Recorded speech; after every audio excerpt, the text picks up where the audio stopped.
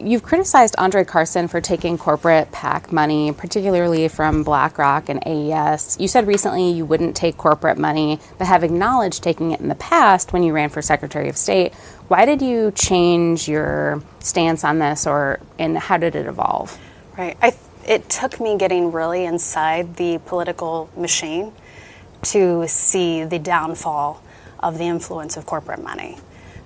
In 22, I took a check from Eli Lilly, had a great sit down with them because they're headquartered here, and they said, "Hey, Destiny, we care about our employees' voting rights. We want to protect them."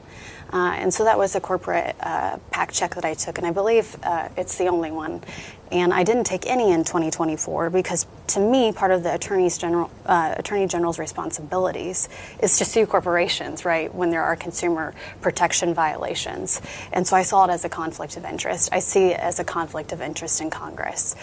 Seeing the pecking order, I like to say that, when you are asking an elected official for something, it almost feels like you have to get in line.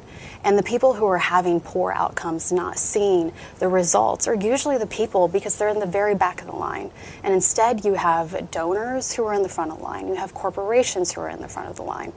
And, I call out the AES BlackRock thing in particular because the timing is just so questionable. On September 30th, the congressman took a donation from BlackRock.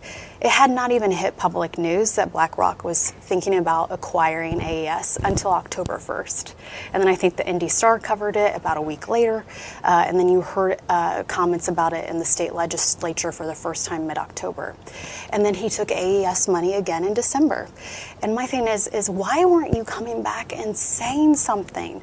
You have the platform. Again, you were the highest elected Democratic official. It may not be in your purview, but it was enough so that you took a meeting and you took a check. And we could have been doing something about it while we were having session. Instead, it just the can got kicked. There were a couple bills that weren't taken seriously. Now that the deal is done, now that it was publicly announced, then he had something to say. And now other state legislators have something to say. It's too late. The damage has been done. And that is why I am saying all corporate money needs to go out of campaign coffers. There is a war in Iran right now. I take that very seriously. I spent my time in Afghanistan. My husband did too. I'm still deployable. I could be mobilized or deployed myself.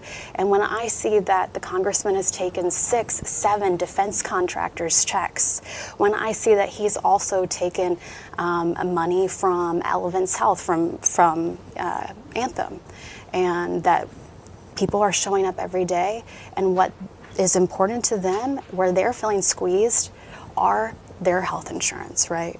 Are their utility bills. And so how are you going to be accountable to voters first when you're taking those checks and they can't see what you're doing in DC or what you are doing in committee?